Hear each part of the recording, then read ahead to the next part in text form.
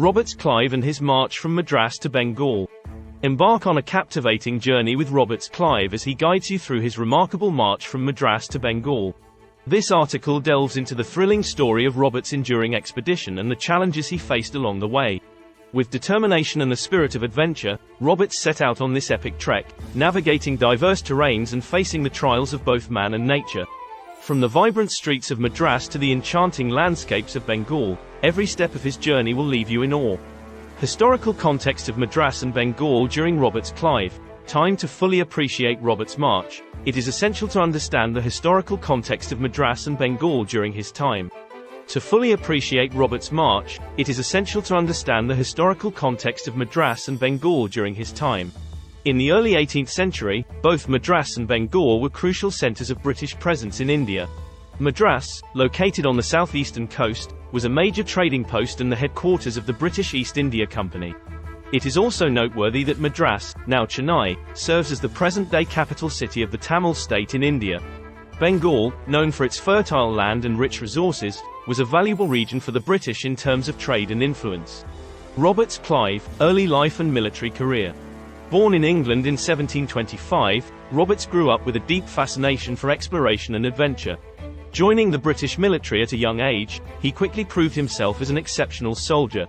While Robert's military career took him to various parts of the world, it was his time in Indian subcontinent that truly shaped his legacy. The events leading up to Robert Clive, March.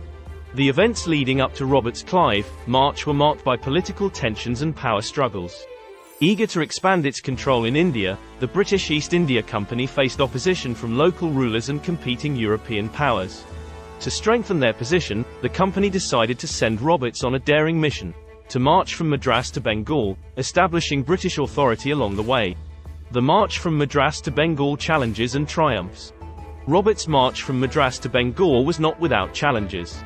Covering over 1,000 miles and taking several months to complete, the journey presented obstacles such as hostile terrain, extreme weather conditions, and encounters with local resistance. However, determination and resourcefulness allowed Roberts and his 3,000 local Tamil and about 800 European soldiers, along with the Tamil chefs, to overcome these challenges and march towards Bengal. Impact of Robert Clive's march on British presence in India. Robert's march significantly impacted the British presence in India. By establishing British authority along the route, Roberts paved the way for further expansion and consolidation of British power in the region. The march served as a display of British military strength, sending a message to local rulers and rival European powers that the British East India Company was a formidable force. Legacy of Clive Roberts and his march. The legacy of Clive Roberts and his march continues to inspire. His determination and bravery in the face of adversity have become legendary, symbolizing the indomitable human spirit and the power of perseverance. Robert's story is a reminder that with courage and resilience, anything is possible. Historical significance of Clive Roberts' march. From a historical perspective, Robert Clive, March holds great significance, marking a turning point in British colonial history. It played a crucial role in shaping the future of India, solidifying British control over key regions and laying the groundwork for the British Raj. Exploring the route of Robert Clive, March today.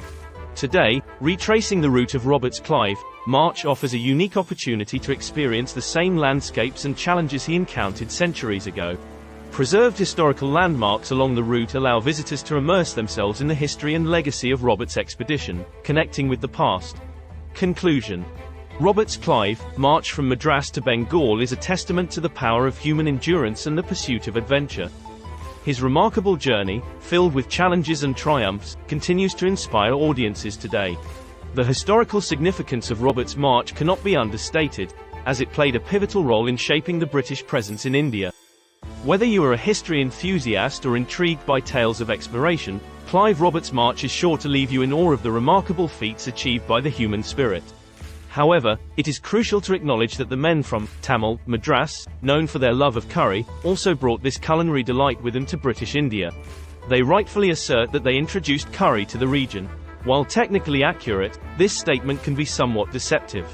The claim that the British introduced curry is flawed, as it implies that the dish originated from the United Kingdom or its other colonies.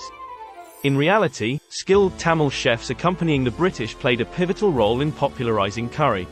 Another point to note is that since it is a military force, it is normal to expect a non-veg Tamil culinary culture to have gone with them.